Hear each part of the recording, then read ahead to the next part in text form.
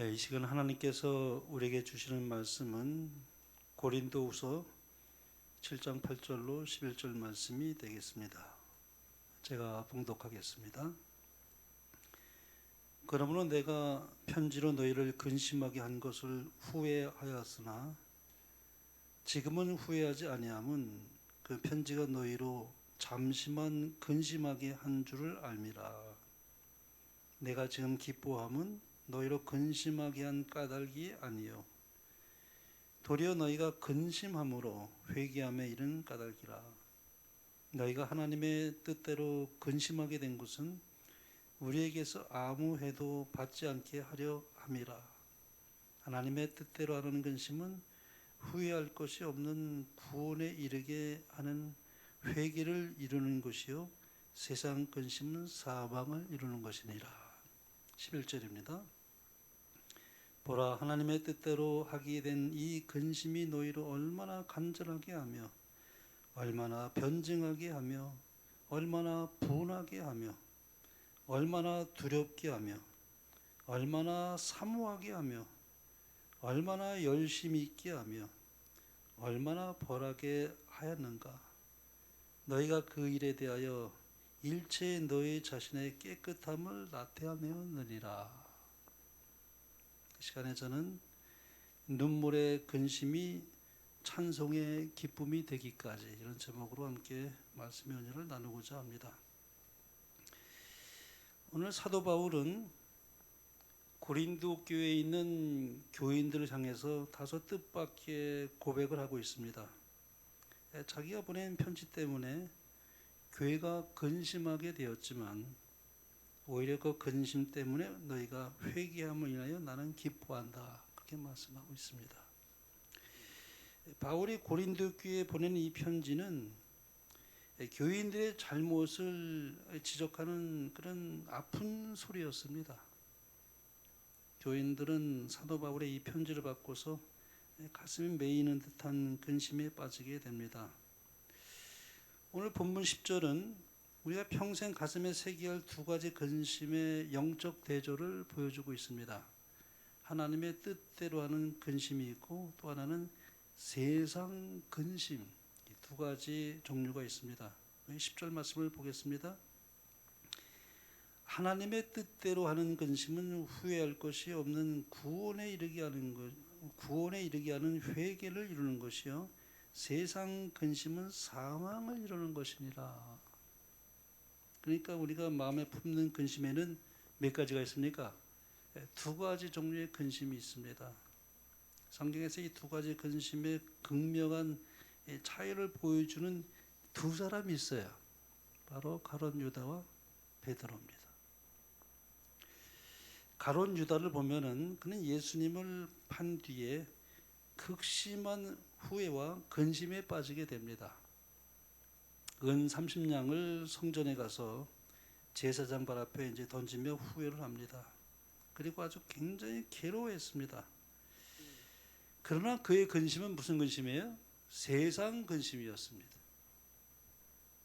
하나님과의 관계를 회복하려고 하는 회개가 아니라 범죄한 자신에 대하여 절망에 몸부림치는 그런 근심이었습니다. 그리고 그 근심의 결과는 자살이라는 비극적 상황을 초래하게 됩니다. 반면에 베드로는 어땠습니까? 예수님을 3번이나 모른다고 부인하자 바로 닭이 우는 소리가 들렸습니다. 그러자 베드로의 눈이 누구의 눈과 마주칩니까? 예수님의 눈과 마주치게 됩니다. 그 순간 그는 밖으로 나가 심히 통곡하며 눈물을 흘렸습니다. 그러나 베드로의 그 눈물은 세상 근심의 눈물이 아니었습니다. 예수님의 사랑을 배신한 그런 눈물이었지만 그 눈물은 그를 절망으로 끝맺게 하지 않았다는 것입니다. 부활하신 주님께서 베드로를 다시 만나게 됩니다. 그때 예수님께서 베드로에게 물으셨죠. 베드로야, 내가 나를 사랑하느냐? 베드로는 얼마 전까지만 해도 주를 위하여 내 목숨을 바치겠나이다, 버리겠나이다, 그렇게 장담했습니다. 그런데 베드로는 결국 3번이나 예수님을 부인했습니다. 그러니 지금 이 갈릴리 바닷가에서 예수님과 마주친 이 베드로에게는 이 과거의 실패가 너무나 아주 생생하게 밀려왔을 것입니다. 예수님께서 얼마든지 이렇게 물으실 수가 있었죠. 베드로야, 너는 왜 나를 부인했느냐? 그때 그렇게 자신만만하더니 내가 나를 사랑한다고 하지 않았느냐? 근데 예수님은 그렇게 베드로에게 말씀하지 않으셨어요. 요한의 아들 시몬아, 내가 나를 사랑하느냐? 참 놀라운 말씀이에요. 생각하면 생각할수록 참 놀라운 말씀이에요. 예수님은 베드로를 과거의 실패라는 감옥에 가두지 않으셨습니다. 실패한 베드로에게 오히려 새로운 질문을 하고 계셔요. 너는 나를 사랑하느냐? 그런데 예수님은 베드로에게 3번, 왜 예수님께서 베드로에게 3번 물으셨을까요? 베드로는 예수님을 아시는 대로 3번 부인했습니다.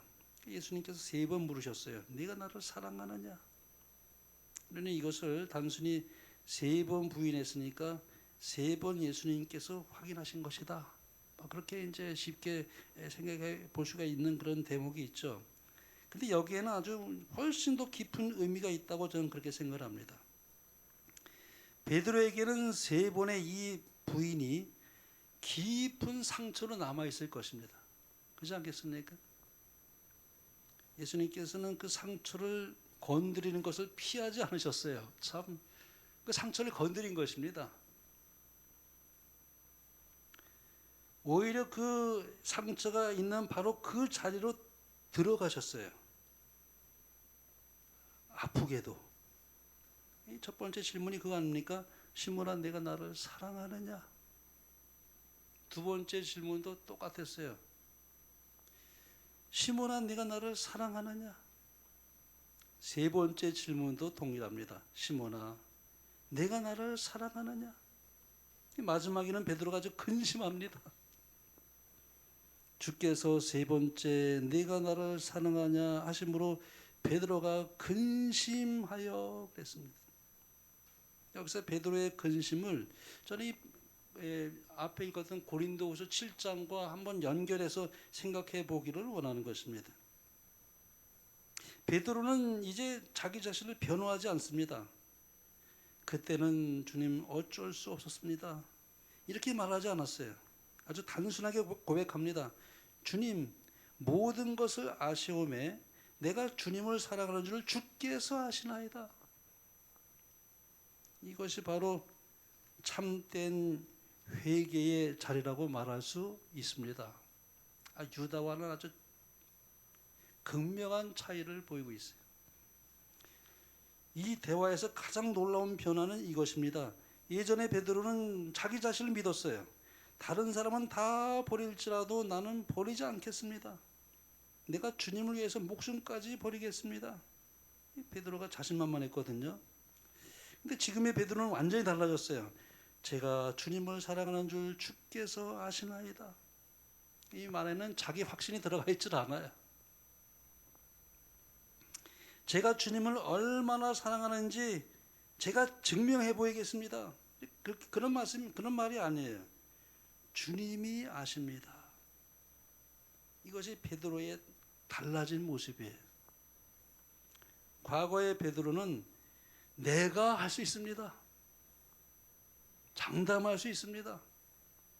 그렇게 말했죠. 그러나 이제 베드로는 뭐예요? 주님이 아십니다. 이 차이는 사실 굉장한 차이입니다. 굉장한 차이예요. 여기에 참 정말 감동적인 부분이 있습니다. 예수님께서 3번 질문하셨을 때 베드로가 근심했다고 그랬어요. 왜 근심했을까요? 예수님께서는 이제 나를 믿지 못하시는 모양이구나 그렇게 생각할 수도 있죠. 하지만 더 깊이 생각해 보면은 예수님의 이 질문이 베드로의 마음 깊은 곳을 찔렀기 때문이라고 말할 수 있어요. 아주 깊은 곳을 찔렀어요.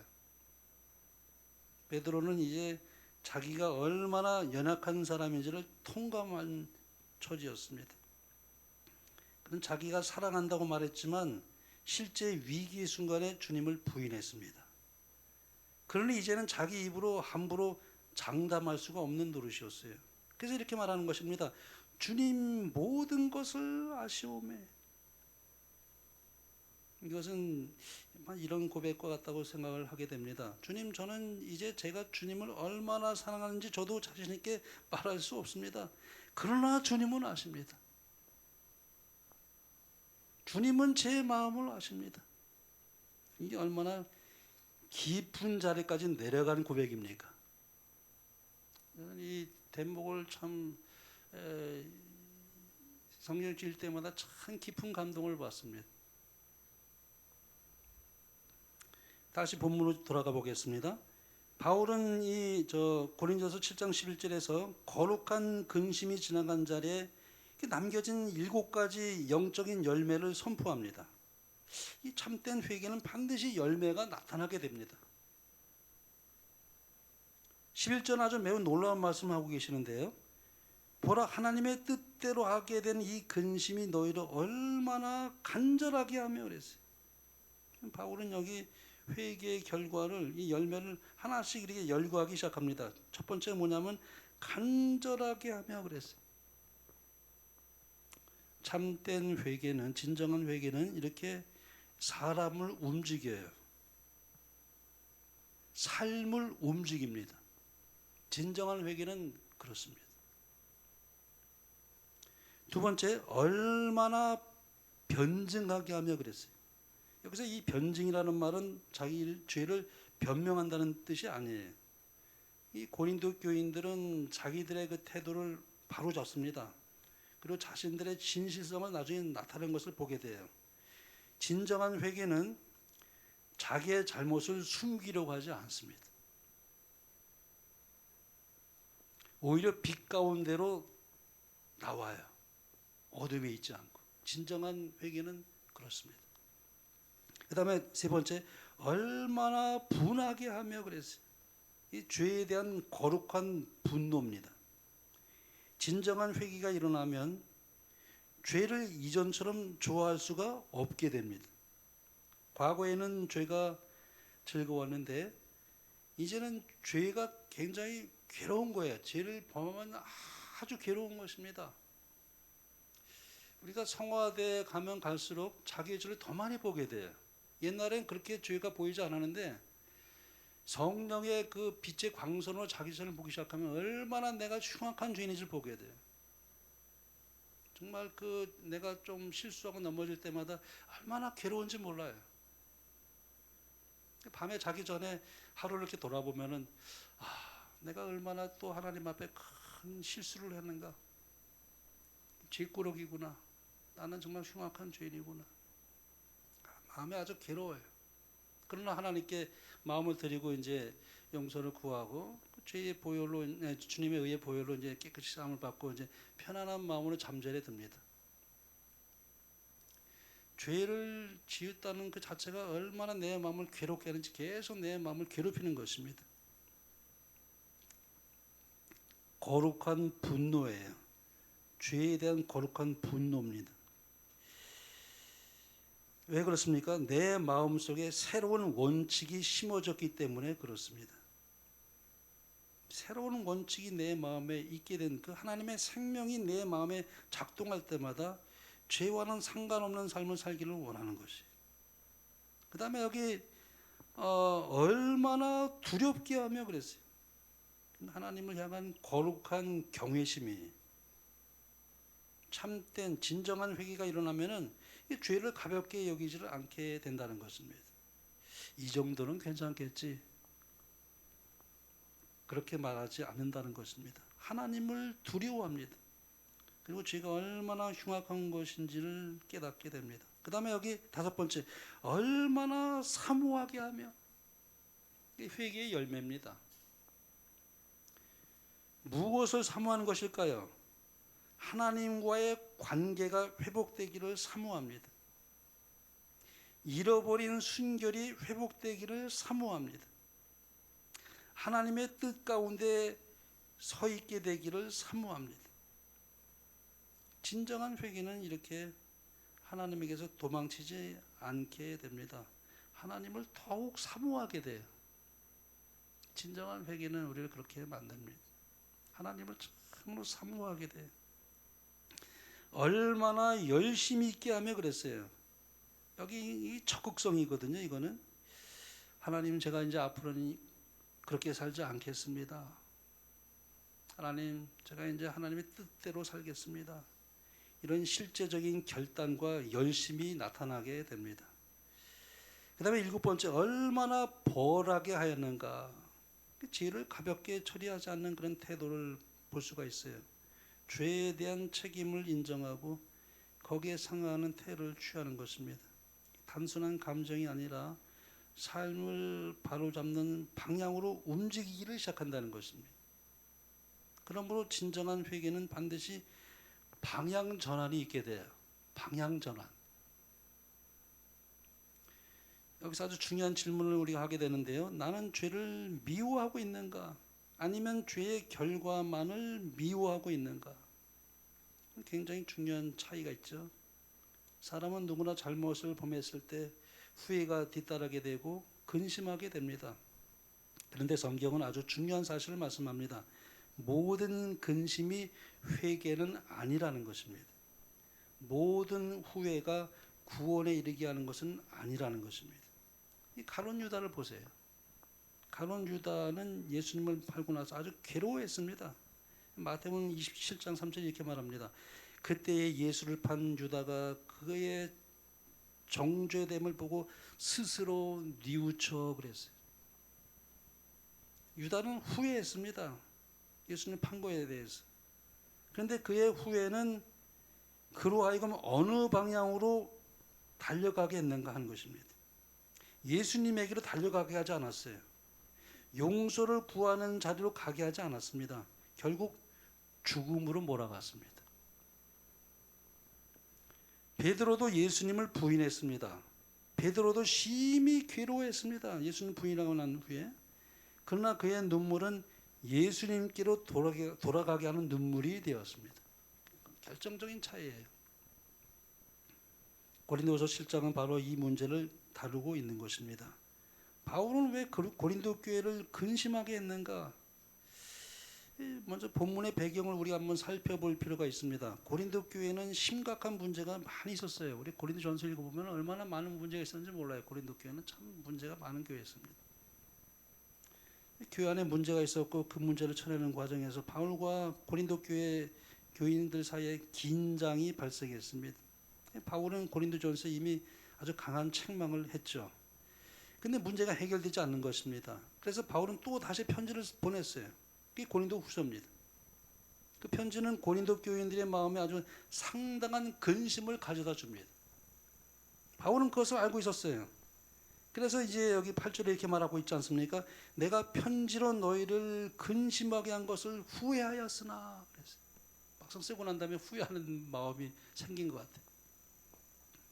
바울도 인간적으로는 마음이 아팠어요. 괴로웠습니다. 사랑하는 교인들을 향해서 책망하는 일이 이게 쉽지 않은 일이거든요. 매우 어려운 일입니다. 교인들에게 미움을 받을 수도 있어요. 오해를 받을 수도 있습니다.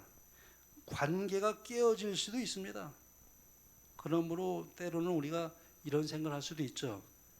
그냥 좋은 이야기만 하자. 굳이 아픈 이야기를 하면서 건드릴 필요가 있을까? 우리 보통 그렇게 생각할 수가 있어요. 그러나 그 사랑의 책망이 때로 사람을 근심하게 하지만 그 근심을 통해서 죄에서 돌아오게 할 수도 있기 때문에 바울은 정말 그런 결단을 내린 거예요. 잠깐 후회는 했지만 그러나 그 보낸 그러한 서신이 그들로 하여금 근심하게 했지만 회개하는 마음으로 돌아오겠다는 것을 인하여 아주 기뻐한다는 것입니다. 오늘날 사람들은 듣기 좋은 메시지만 원할 수 있습니다. 하나님은 사랑이십니다. 그래서 하나님의 어떤 공의, 심판 같은 기별을 듣기보다는 하나님은 사랑이세요. 하나님은 나를 참으로 사랑하는 귀한 나를 하나님의 가장 사랑받는 자녀로 나를 보고 계십니다. 그런 쪽으로 또 편중해서 전하는 분도 계셔요. 그러나 복음에는 그것만 있는 것은 아닙니다. 성경은 우리에게 말씀합니다. 죄에서 돌이키십시오. 회개하십시오. 하나님께로 돌아오십시오. 이런 기별이 곳곳에 많이 있습니다. 예수님께서는 마태복음 4장 17에 전부터 이렇게 선포했죠. 회개하라. 천국이 가까웠느니라 그랬어요. 9절 보면 바울이 이렇게 말했습니다. 내가 지금 기뻐함은 너희로 근심하게 한 까닭이 아니요 도리어 너희가 근심함으로 회개함에 이른 까닭이라. 여기에 바울의 마음이 잘 나타나 있습니다. 바울은 성도들이 근심하는 것을 보고 기뻐한 것이 아닙니다. 그들의 근심이 회개로 이어졌기 때문에 기뻐한다고 말씀합니다. 여기 아주 중요한 원리가 나와 있죠. 죄를 지적하는 것만으로 끝나지 않는다는 것입니다. 당신은 죄인이요 라고 말하면서 그렇게 끝나는 것은 복음이 아니죠. 복음은 거기에서 한 걸음 더 나아가는 것입니다. 그러므로 예수님께 돌아오십시오. 십자가 앞에 나오십시오. 죄를 버리고 하나님께로 돌아오십시오. 이것이 회개라고 말씀드릴 수 있습니다. 그러므로 회개라고 하는 것은 단순히 후회하는 것으로 그치는 것이 아니라는 것이에요. 우리가 회개의 의미를 정확하게 이해할 필요가 있는데 이 신학성에 보면 회개라는 이 단어를 헬라어로 메타노이아 그렇게 말했어요. 이건 생각과 마음의 방향 전환을 의미합니다. 죄를 지었다는 사실을 인정하는 데만 그치지 않습니다. 죄를 죄라고 인정하고 하나님께로 방향을 돌리는 것을 의미해요. 180도 마음을 돌리는 것입니다. 그게 회개입니다. 여기 본문의 가장 중요한 말씀을 다시 읽겠습니다. 하나님의 뜻대로 하는 근심은 후회할 것이 없는 구원에 이르게 하는 회개를 이루는 것이요 세상 근심은 사망을 이루는 것이니라. 여기 바울은 두 종류의 근심을 말하고 있지 않습니까? 첫 번째는 하나님의 뜻대로 하는 근심이고 두 번째는 세상 근심이에요. 이 둘 다 고통스럽습니다. 둘 다 눈물 흘릴 수 있어요. 하나님의 뜻대로 하는 근심도 눈물 흘릴 수 있고 세상 근심도 눈물을 똑같이 흘릴 수 있어요. 둘 다 후회할 수 있습니다. 그러나 결과는 달라요. 하나님의 뜻대로 하는 근심은 회개를 만들어냅니다. 그러나 세상 근심은 사망을 만들어내요. 그러므로 중요한 것은 내가 얼마나 많이 근심했는가, 눈물을 흘렸는가가 아니에요. 그 근심이 나를 어디로 데려가는가, 그것이 중요합니다. 이 차이를 가장 극명하게 보여주는 것이 바로 유다와 베드로였습니다. 두 사람 모두 예수님을 배반했습니다. 두 사람 모두 자기의 잘못을 알았어요. 두 사람 모두 심각한 근심과 고통을 경험했습니다. 그러나 마지막 방향이 달랐어요. 그게 결정적인 차이예요. 유다는 자기의 죄를 깨달았지만 그 죄의 무게를 자기 자신이 감당하려고 했어요. 그러므로 그는 목을 메고 자살했습니다. 베드로도 자기가 얼마나 비참하게 실패했는지를 깨달았어요. 그러나 베드로는 결국 예수님께로 돌아갔습니다. 여기서 우리는 매우 중요한 사실을 발견하게 되는데요.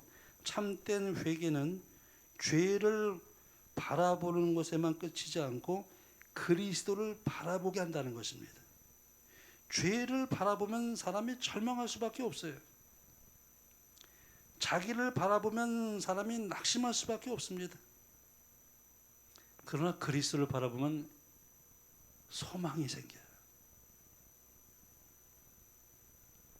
십자가는 우리가 얼마나 흉악한 죄인인가를 보여주지만 동시에 그렇게 악한 죄인이라도 예수님께서는 우리를 위하여 죽으셨다, 그 사실을 보여주는 거예요. 이 양면성이 있어요. 두 가지를 동시에 보여줍니다. 나는 죄인이다. 그러나 예수님께서는 나를 위하여 돌아가셨다. 그래서 십자가를 바라보면 소망이 생기는 것입니다. 그런데 유다는 그러지를 못했어요.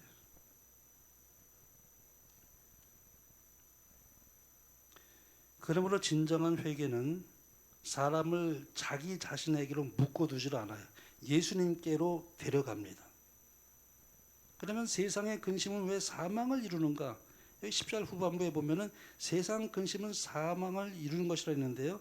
세상의 근심은 죄 자체보다 죄의 결과 때문에 슬퍼하는 것이에요. 그런데 진정한 회개는 그렇지 않습니다. 죄 자체를 슬퍼합니다. 애통하는 심령이 내 마음에서 막 일어나요. 죄의 결과보다도 그 죄 자체를 아주 애통해 하는 것입니다.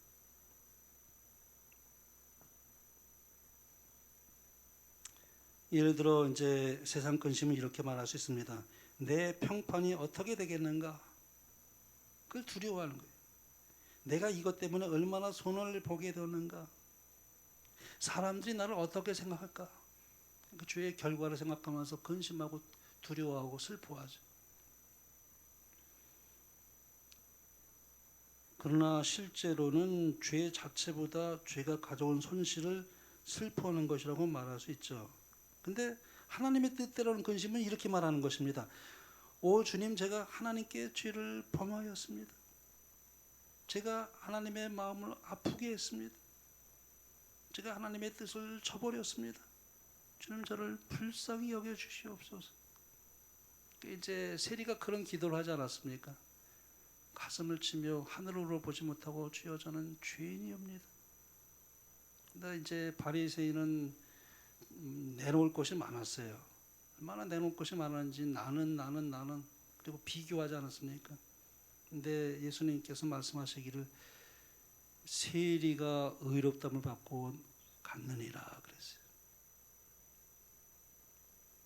고린도 교인들은 자기들의 문제가 드러났을 때 어떻게 했습니까? 11절에 보면은 그들이 그 일에 대해서 너희 자신의 깨끗함을 나타내었느니라. 마지막에 그렇게 사도 바울이 말씀합니다. 진정한 회개는 숨기지 않아요. 죄를 합리화하지 않는다는 것입니다. 그러므로 오늘 성령께서 우리의 죄를 보여주실 때 하나님의 뜻대로는 그 근심을 거부하지 않는 여러분과 제가 되기를 간절히 바랍니다. 하나님께서 우리에게 성령을 통해서 우리의 잘못을 책망하세요. 여러 번 책망을 들어요. 하루에도 여러 번 책망을 듣습니다. 나는 완전치 못하고 또 여전히 내 마음속에서 좋지 않은 마음을 갖거나 다른 사람에게 말을 실수하거나 또 그런 그릇된 마음을 가지면 마음이 아파요. 책망합니다. 성령께서. 왜 다른 사람을 그렇게 잘못 판단하게 내가 말을 할 수 있다? 그 자체도 아주 내 마음에 괴로운 것입니다. 다른 사람을 세우려고 하는데 다른 사람을 세우려 하기보다는 그 사람을 내가 이렇게 조금 깎아 내려간다? 그런 마음이 내 마음에 있다는 것 자체가 아주 마음이 괴로운 것입니다. 왜 내가 상대방을 올리지 못했을까? 그런 마음 자체가 우리 마음에 들어올 수가 있어요. 그 근심을 붙들고 그러나 우리는 절망하지 않습니다. 오히려 그 근심을 가지고 예수님께 나아가는 것입니다. 그곳에 의가 있기 때문에 그래요. 그곳에 회복이 있기 때문에 그렇습니다. 그리고 그곳에 생명이 있어요. 그 예수님을 자꾸 바라보게 돼요. 주님, 저는 흉악한 죄인입니다. 주님, 저는 정말 어쩔 수 없는 죄인입니다. 그러나 저는 두 손 들고 다 들고 주님께 나아갑니다. 주님, 저를 받아주시고 제 마음을 정하게 하시고 또 새 마음을 주시고 다시 일어날 수 있도록 도와주십시오. 그렇게 이제 기도를 하게 되죠. 그럼 마음이 아주 평안함이 밀려와요.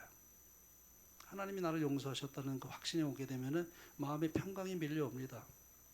그리고 이제 그것은 하나님의 뜻대로 근심하는 회개를 우리에게 가져온다고 말씀합니다. 그래서 여기 이제 이 말씀 읽고 마치겠습니다. 결론입니다. 하나님의 뜻대로 하는 근심은 후회할 것이 없는 구원에 이르게 하는 회개를 이루는 것이요. 우리 주님 오신 그날까지 이러한 회개가 더 깊어지게 되므로 주님을 더 사모하게 되고 말씀을 사모하게 되고 영혼을 사모하게 되고 그래서 우리가 주님을 많이 닮아갈 수 있는 하나님의 참 백성이 되어서 우리가 주님께서 영광스럽게 재림하시는 그날에 다 우리가 그날에 들어갈 수 있는 여러분과 저의 삶이 되길 바라며 말씀을 마치겠습니다.